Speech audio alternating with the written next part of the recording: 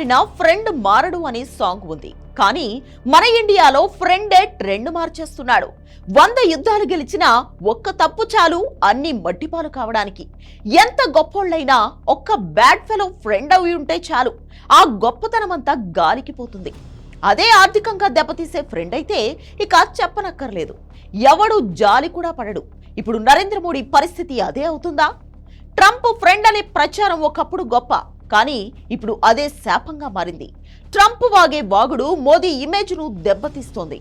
మోదీ నోరు విప్పి కౌంటర్ అన్నా ఇవ్వాలి, లేదా ట్రంప్ నోరు మూయించాలి, లేదంటే కష్టమే అంటున్నారు.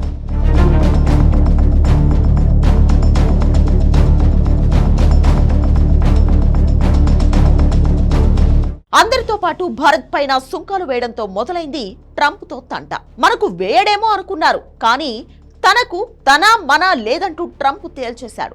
కానీ భారత్ మాత్రం తిరిగి సుంకాలు విధించడానికి నానా తంటాలు పడుతోంది. మరోవైపు చైనా లాంటి దేశం రివర్స్ గేర్ లో వెళ్లడంతో మళ్లీ కాళ్ల బేరానికి వచ్చి వాళ్లతో జీరో ట్యాక్స్ ఒప్పందం చేసుకున్నాడు ట్రంప్. అంటే ట్రంప్ వాగుడే తప్ప గట్టిగా లాగితే కాళ్ల బేరానికే వస్తాడని ప్రూవ్ అయింది. ఇప్పుడు లేటెస్ట్ గా జీరో ట్యాక్స్ ఒప్పందంపై భారత్ ప్రతిపాదించిందని చెప్పాడు, గానీ ఆయనేమనుకుంటున్నాడో చెప్పలేదు.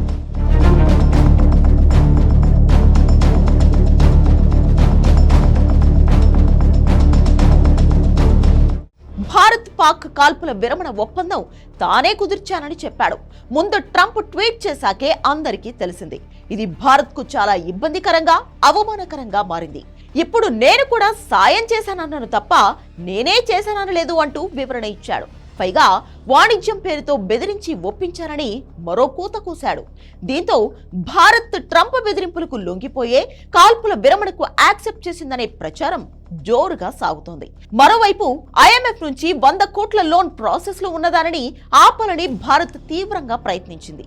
టెర్రరిజాన్ని పెంచి పోషిస్తున్న పాక్ లాంటి దేశానికి లోన్ ఎలా ఇస్తారని వాదించింది. కానీ ఐఎంఎఫ్ భారత్ పాక్ మధ్య కాల్పులు జరుగుతున్న టైంలోనే ఆ లోన్ శాంక్షన్ అయింది. అందరూ షాక్ అయ్యారు. ఇప్పుడు అమెరికా రక్షణ వ్యవహారాల వ్యూహకర్త రూబియో ఇది ట్రంప్ చేసిన పనేనని బయటపెట్టాడు. దీంతో భారత్ కు మింగుడు పడని పరిస్థితి ఏర్పడింది.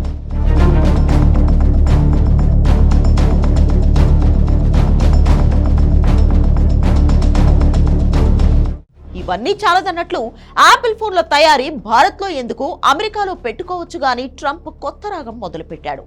ఇప్పటికే చైనాలోనే అధికంగా యాపిల్ ఫోన్లు తయారవుతున్నాయి. అయితే ట్రంప్ వేసిన ట్యాక్స్ తో యాపిల్ సంస్థ సెకండ్ థాట్స్ చేసింది.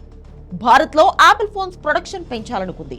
మరోవైపు చైనాతో ట్రంప్ మళ్లీ సెటిల్మెంట్ చేసుకోవడంతో ఆ ఆలోచన వెనక్కు వెళ్లే ఛాన్స్ ఉంది.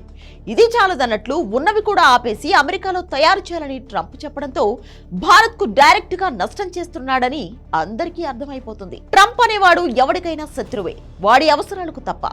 అలాంటి వాడు మనకేదో చేస్తాడని, ఒరగబెడతాడని అనుకోవడం భ్రమే. వాటికి టెట్ ఫర్ టాట్ తప్పితే వేరే విరుగుడు లేదని మోదీ అర్థం చేసుకోవాలనే డిమాండ్ పెరుగుతోంది. మనమే తెలివిగల వాళ్ళం, పైకి మాట్లాడకుండా కావాల్సింది చేసుకోవచ్చు అనుకుంటే తప్పంటున్నారు. ఇప్పటికే నరేంద్ర మోడీ ప్రభుత్వం ట్రంప్ పట్ల కఠినంగా ఉండాలని, మెతకగా ఉంటే పాక్ పట్ల దృఢమైన వైఖరి చూపించామనే పేరు కూడా పోతుందని హెచ్చరిస్తున్నారు.